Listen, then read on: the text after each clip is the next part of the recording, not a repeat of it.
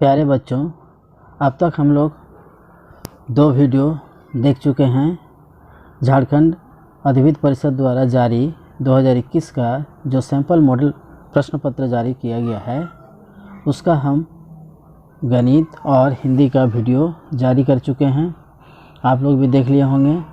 अगर आपको पसंद आता है तो आप ज़रूर कमेंट लिखिए। किसी तरह का आपको कमी महसूस होता है तो इसे हमें कमेंट करके बताइए, ताकि मुझे पता चले कि आपको क्या क्या कमी हो रहा है। तो आज हम शुरू करेंगे इंग्लिश का क्वेश्चन। ये भी 2021 के लिए जारी किया गया है। इसमें भी वही पैटर्न है, 20 क्वेश्चन दिया हुआ है और 50 अंक का है, यानी हर एक प्रश्न का मान अधिमानना यहाँ 2.5 है। यहाँ देखिए, थोड़ा ध्यान दीजिए, 2.5 की जगह 2:5 लिखा हुआ है, 2:5 लिखा हुआ है, जबकि इसको हम लोग 2.5 यानी 2.5 पढ़ेंगे।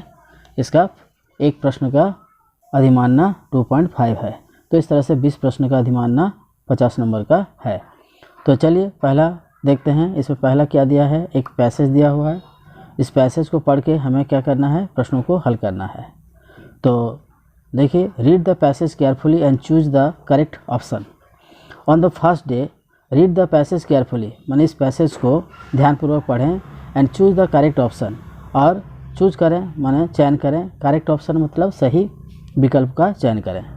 तो पहला लाइन देखिए, on the first day of school, school के पहला दिन, each student has to stand up, प्रत्येक स्टूडेंट को खड़ा होना पड़ा। And tell the class 3 things, और टेल द क्लास, और क्लास में बोलना था या बोलना पड़ा 3 चीज़। 3 थिंग्स मतलब 3 चीज़। क्या किया, हीज और हार नेम, उसका अपना नाम, हीज होता है लड़कों के लिए, हार होता है लड़कियों के लिए। The name of the village, गांव का नाम। And what their father did, और उनके पिताजी क्या करते हैं। डिड यहाँ पास्ट टेंस में दिया है, क्या करते थे या क्या करते हैं। तो पहला लड़का बताया, माय नेम इज रामू, मेरा नाम रामू है। माय विलेज इज मेलूर, मेरा गांव मेलूर में पड़ता है। My father is a bus conductor, मेरे पिताजी एक बस कंडक्टर हैं। मतलब बस में काम करते हैं। कंडक्टर मतलब खलासी होता है, बस के कंडक्टर, जो कि टिकट उकट चेक करते हैं, बस में टिकट देते हैं, पैसा लेते हैं, उसे हम बस कंडक्टर कहते हैं। सेट द फर्स्ट चाइल्ड, पहला लड़का बोला। Then when it was Kali's turn, जब काली करके एक लड़का उसका बारी आया। He was so proud that, वो इतना गर्व महसूस किया कि he felt like a balloon, वो बैलून जैसा अनुभव किया। कैसे, देखिए आगे चल के। अब प्रश्नों को, इस कहानी को जब हम लोग पढ़ेंगे तब इसके बारे में पूरी जानकारी होगी, लेकिन अभी फ़िलहाल हम लोग इतना ही जान रहे हैं। अब इसके आधार पर हमें प्रश्नों को हल करना है। 21 नंबर में देखिए, how many things are things the students had tell on the first day of school. How many things, देखिए यहाँ पहले लाइन में दिया है 3 थिंग्स के बारे में बताया है। यहाँ 3 थिंग्स के बारे में बोलना था बच्चों को, तो ये ऑप्शन हो जाएगा 3। Who belong to Melur village, देखिए यहाँ मेलूर विलेज में कौन रहता था, जिसका नाम था Ramu. Ramu belong to Melur village. Belong to Melur village मतलब मेलूर विलेज का यानी गांव का था। तो यहाँ पर ऑप्शन हो जाएगा हु बिलोंग टू मेलूर, मैं रामू, इसका ऑप्शन सही ऑप्शन हो जाएगा। अब तीसरा 23 नंबर देखिए, who fed like a balloon. यहाँ देखिए काली टर्न जब आया तो फेड लाइक ए बैलून है, तो यहाँ इसका उत्तर हो जाएगा काली। तो इस तरह से हम लोग तीनों प्रश्न को हल कर लिए। अब हमें देखना है, और एक पैसेज दिया हुआ है, इस पैसेज को भी हम लोग पढ़ेंगे। पैसेज नंबर 2 है। क्या दिया है, मैनी ईयर्स एगो, बहुत साल पहले, at the foothills of Catskill mountains there was a little village. Foothills माने हिल के नीचे, काटस्किल माउंटेन का नाम था। माउंटेन मतलब पहाड़ पर्वत होता है। There was a little village, एक छोटा सा गांव था। In that village lived always a simple good nature fellow named Rip Van Winkle. In that village मतलब उस गांव में, लिव्ड ऑलवेज हमेशा रहता था, ए सिंपल गुड नेचर एक साधारण अच्छे नेचर वाला, अच्छे प्रकृति का, फेलो माने आदमी होता है, नेम्ड रिप वैन विंकल, उसका नाम था रिप वैन विंकल। मतलब ये अंग्रेज नाम है, he was a kind neighbour ready to help anyone. He was a kind neighbour, वह एक दयालु पड़ोसी था जो कि हमेशा एनीवन मतलब किसी का भी सहायता करने के लिए तैयार रहता था। Everyone in the village liked him, इसलिए सब लोग उसे पसंद करते थे। The children of the village shouted with Joy, गांव का लड़के शाउटेड विथ जॉय बहुत ही आनंद के साथ चिल्लाते थे। व्हेनेवर दे सॉ हिम, जब भी वो लोग उसको देखते थे। तो अब देखेंगे हम लोग 24 number question. Everyone in the village liked Rip Van Winkle because he was simple ill nature fellow. 2 number में है पोर गुड नेचर फिलो, तीसरा है सिंपल गुड नेचर फिलो और चौथा है बैड इल टेम्पर्ड फिलो। तो ये हो जाएगा सिंपल गुड नेचर फेलो, क्योंकि अभी हम लोग पढ़े हैं he was a simple good nature fellow. यहाँ से आप फिर से देख सकते हैं क्योंकि उसका नेचर के बारे में बताया गया है। तो इसमें है सिंपल गुड नेचर फेलो, देखिए यहाँ पर दिया हुआ है, आप देख सकते हैं he was a simple good nature fellow. तो इस तरह से इस प्रश्न का उत्तर हम लोग क्या लिखेंगे 3 नंबर 24 का। 25 का देखते हैं 25 का। Where is the village situated, ये विलेज कहाँ सिचुएटेड था। देखिए foothills of Catskill mountain, यहाँ देखिए लिखा हुआ है फुट स्किल ऑफ काटस्किल माउंटेन के नीचे ये मतलब गांव बसा हुआ था। The foothills of Catskill mountain, mountain एक पर्वत का नाम था, उसके नीचे पहाड़ के नीचे ये गांव था। तो इस तरह से इसमें 2 ही प्रश्न पूछा है, तो हम लोग दोनों प्रश्न देख लिए। अब चलिए क्वेश्चन नंबर 3 देखते हैं, इसमें क्या पूछ रहा है। रितु 3 नंबर में, Ritu want to write an application but has forgotten to use the correct word.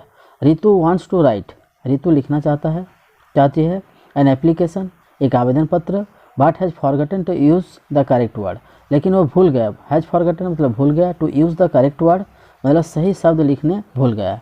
तो choose the option given in question to complete the leave application. तो चूज द ऑप्शन, तो हमें विकल्प को चयन करना है। गिवन इन क्वेश्चन में दिया हुआ है to complete the leave application, तो इस छुट्टी के आवेदन, लीव एप्लीकेशन होता है छुट्टी के आवेदन को पूरा करने के लिए। तो देखिए 2 करके 26 नंबर में पूछ रहा है, तो हमें ऑप्शन देखना होगा, विकल्प देखना होगा। देखिए टू द पोस्ट मास्टर, ये विकल्प आप देख रहे हैं, ये पहला क्वेश्चन है।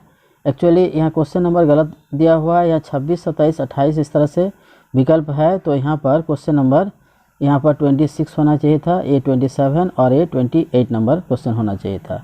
तो टू द क्या होगा, to the post master, to the director, to the principal, to the editor. तो कोई स्टूडेंट जब लिखता है एप्लीकेशन तो टू द प्रिंसिपल के नाम पर एप्लीकेशन लिखता है, तो टू द प्रिंसिपल हो जाएगा। अब देखिए दूसरा पैराग्राफ हम लोग लाइन पढ़ते हैं। GMS रांची, डेट दिया हुआ है इस तरह से, यहाँ पर डैश सर, तो कौन क्या होगा, यहाँ हम लोग 27 नंबर में देखते हैं, जिसको हम लोग पहले अभी मार्क किए हुए थे, इसको 26, 27 में respected sir, honourable sir, hello sir, dearest sir. तो हम लोग रेस्पेक्टेड सर लिखते हैं, सामान्य सर करके रेस्पेक्टेड सर लिखते हैं। उसके बाद देखिए with due respect I would like to say that, due respect मैंने रेस्पेक्ट के साथ मतलब I would like to say that, मैं बोलना चाहती हूँ या चाहता हूँ, I was suffering from fever for the last 2 days, मैं 2 दिन से बीमार से पीड़ित था। So I was unable to attend the school on 29/8/20 and 38/20/2020। तो 29/8 से 30/8 तक मैं अनुपस्थित था। I was unable to attend the school, मैं विद्यालय अटेंड नहीं कर पाया था। ऑन 29 एंड 29 एंड 30 को, 29 और 30 तारीख को। तो इसके लिए आवेदन है, I therefore request you to kindly grant me leave, इसलिए मैं आपको रिक्वेस्ट करता हूँ, अनुरोध करता हूँ, काइंडली ग्रांट मी, आप मेरा अनुमोदित कर दीजिए लीव, छुट्टी को, फॉर 2 days, 2 दिन का। एंड ऑब्लाइज, मैं इसके लिए कृतज्ञ व्यक्त करता हूँ। अब 28 नंबर में क्या होना चाहिए, लास्ट में एप्लीकेशन ख़त्म हो जाने के बाद वेलकम लिखेंगे, मिस यू लिखेंगे, सी यू लिखेंगे, थैंक यू लिखेंगे। तो यहाँ क्या होना चाहिए, थैंक यू होना चाहिए। तो लास्ट में हम लोग यहाँ एप्लीकेशन जब ख़त्म करेंगे तो यहाँ पर थैंक यू लिखेंगे। तो इसलिए हमारा थैंक यू का जो विकल्प है यहाँ आप देख रहे हैं, ये 29 नंबर का आंसर, 28 नंबर का आंसर हो जाएगा, जो कि हमें 26, 27 और 8 के रूप में जान रहे हैं। तो इस तरह से हम लोग इस एप्लीकेशन को पूरा करेंगे। अब देखिए 29 नंबर में क्या पूछ रहा है, choose the correct answer. Correct answer हमें चूज़ करना है। तो इसमें हमें देखना है, तो देखिए यहाँ 29 में क्या पूछ रहा है, how many kinds of noun are there. तो नाउन कितने प्रकार के होते हैं, यहाँ 29 नंबर 1, 3, 4, 5। तो ऐसे जनरली हम लोग नाउन 5 टाइप होता है, नाउन के 5 प्रकार होता है कि हम 5 ही प्रकार जान रहे हैं। एक होता है कॉमन नाउन, दूसरा होता है प्रॉपर नाउन, तीसरा कॉन्क्रीट नाउन, चौथा एब्स्ट्रैक्ट नाउन और पांचवा कलेक्टिव नाउन। तो इसके बारे में थोड़ा आप जान सकते हैं। कॉमन नाउन क्या होता है, common noun is a noun that refers to people और थिंग्स इन जनरल। जो आदमी के और कोई चीज़ों के बारे में बताता है उसको हम लोग कॉमन नाउन बोलते हैं, जैसे boy, country, bridge, city, birth, day. इस तरह से कॉमन नाउन में हम लोग लेते हैं, जातिवाचक संज्ञा जिसे हिंदी में बोलते हैं। प्रॉपर नाउन क्या होता है, proper noun is a name that identifies a particular person, place और थिंग। दैट इज, मान लेते हैं अफ्रीका, लंदन, मंडे। इस तरह से ये प्रॉपर नाउन में काउंट किया जाता है। कॉन्क्रीट नाउन क्या होता है, concrete noun is a noun which refers to people and to things that exist physically and can be seen. तो हम लोग इसमें क्या बोल रहे हैं, कॉन्क्रीट नाउन के बारे में जानेंगे कि ये रेफ़र करता है कोई भी पीपल या कोई भी थिंग्स पर के बारे में जो हम लोग एग्जिस्ट करता है फिजिकली एंड हम लोग उसको देख सकते हैं, टच कर सकते हैं, स्मेल कर सकते हैं, हार्ड मतलब सुन सकते हैं और टेस्टेड मतलब टेस्ट भी कर सकते हैं। जैसे example dog, building, coffee, tree, rain, beach, इस तरह से। और एब्स्ट्रैक्ट नाउन इस तरह से कलेक्टिव नाउन। तो हम लोग इसके बारे में बाद में डिटेल्स में जानेंगे, तो अभी फ़िलहाल हम लोग इतना ही जानते हैं। चलिए अगला प्रश्न हम लोग देखते हैं। 30 number, choose the synonyms of little. Little मतलब होता है छोटा, तो ये हो जाएगा स्मॉल। अब हम देखते हैं right the opposite of happy. 31 number में देखिए हैप्पी का उल्टा क्या होता है, अनहैप्पी। हैप्पी मतलब खुशी, अनहैप्पी मतलब दुख। तो इस तरह से इसके बारे में भी हम लोग जान गए। अब देखिए choose the interrogative sentence. Interrogative sentence मतलब प्रश्नवाचक सेंटेंस कौन सा होता है। जैसे प्रश्न का चिन्ह दिया रहने से उसको हम लोग प्रश्नवाचक चिन्ह बोलते हैं, सेंटेंस बोलते हैं। जैसे व्हाई आर यू क्राइंग, देखिए दूसरा नंबर में यहाँ क्वेश्चन मार्क इस तरह से है, तो ऐसे सेंटेंस को हम लोग इंटरोगेटिव सेंटेंस बोलते हैं। और अगर इस तरह का सिंबल दिया रहे तो हम इसको क्या बोलते हैं, एक्सक्लेमेशन सेंटेंस। और इस तरह से हम लोग सेंटेंस के बारे में जानते हैं, सेंटेंस भी कितने तरह के होते हैं। तो इसका चर्चा हम लोग बाद में भी कर सकते हैं, लेकिन अभी ऐसे फ़िलहाल हम लोग जानते हैं सेंटेंस 4 प्रकार के होते हैं।